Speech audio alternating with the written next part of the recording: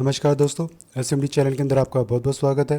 दोस्तों, इस वीडियो में हम बात करेंगे हिंदुस्तान जिंक कंपनी के शेयर के बारे में। आज यानी 29 सितंबर का दोस्तों ये डेटा आपके सामने इस वक्त।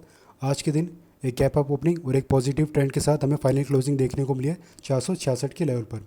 अगर हम इसके चार्ट पर चले दोस्तों, चार्ट पर सबसे पहले हम देखें इसके मेजर रेजिस्टेंस लेवल, तो 513 पर पहला रेजिस्टेंस है, उसके बाद 609 पर दूसरा रेजिस्टेंस है, नीचे में मेजर सपोर्ट लेवल है 387 पर, और उसके बाद है 291 पर हमारा दूसरा इंपॉर्टेंट सपोर्ट लेवल निकल कर आ रहा है।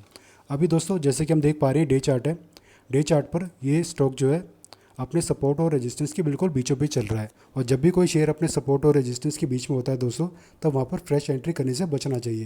लेकिन दोस्तों अगर आपने करंट लेवल के आसपास या जो रेंज हमारी इस रेंज के आसपास तक अगर आपने अपनी पोजीशन को क्रिएट कर रखा है, शॉर्ट टर्म के लिए हो या लॉन्ग टर्म के लिए, तो दोस्तों शॉर्ट टर्म के हिसाब से आपने खरीदारी कर रखी है, तो जब भी स्टॉक अपने पहले रेजिस्टेंस के पास जाने की कोशिश करेगा तब यहाँ से आप प्रॉफिट बुकिंग करके एग्जिट कर सकते हैं। और लॉन्ग टर्म के लिए अगर आपने अपनी पोजीशन को क्रिएट कर रखा है दोस्तों, अगर आपका नज़रिया 3 साल या उससे ज़्यादा का है इस स्टॉक के अंदर, तो बड़े ही आराम से आपको दोस्तों 900 के आसपास तक ये जाता हुआ देखने को मिल सकता है। हालांकि 900 प्लस जाएगा दोस्तों, लेकिन 900 भी थोड़ा सा छोटा ही टारगेट हम इसके बारे में बात करें। हालांकि जिस तरीके का स्टॉक में पोटेंशियल है, यह आपको 2 साल के अंदर अंदर जो 1000 के नज़दीक भी जाता हुआ देखने को मिल सकता है, क्योंकि स्टॉक में दोस्तों एकदम से जंप आएगा, एकदम से बुलिश ट्रेंड स्टार्ट होगा जब भी स्टार्ट होगा।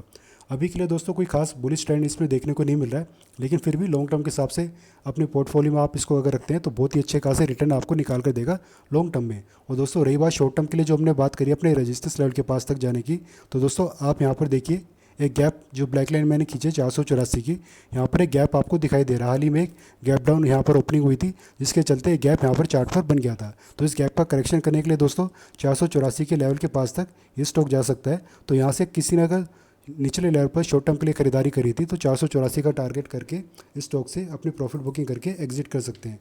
और वहीं बात करें दोस्तों, अगर किसी को फ्रेश एंट्री करनी है स्टॉक में, खास तौर पर बाइंग साइड में जाने के लिए, तो दोस्तों बाइंग साइड में जाने के लिए जो हमारी स्ट्रैटेजी रहती है जिसमें हम RSI को यूज़ करते हैं, वो कहती है दोस्तों RSI हमारा 25 और 35 की रेंज के बीच में होना चाहिए, और शेयर जो है अपने सपोर्ट लेवल के पास होना चाहिए, जो कि हमें देखने को मिला 387 भी हमारा पहला सपोर्ट है। जब भी अपने सपोर्ट के नज़दीक होगा और RSI 25 और 35 के बीच में होगा, तो आप एक तीसरी चीज़ और इसमें ऐड कर दीजिएगा, बुलिश कैंडलस्टिक पैटर्न।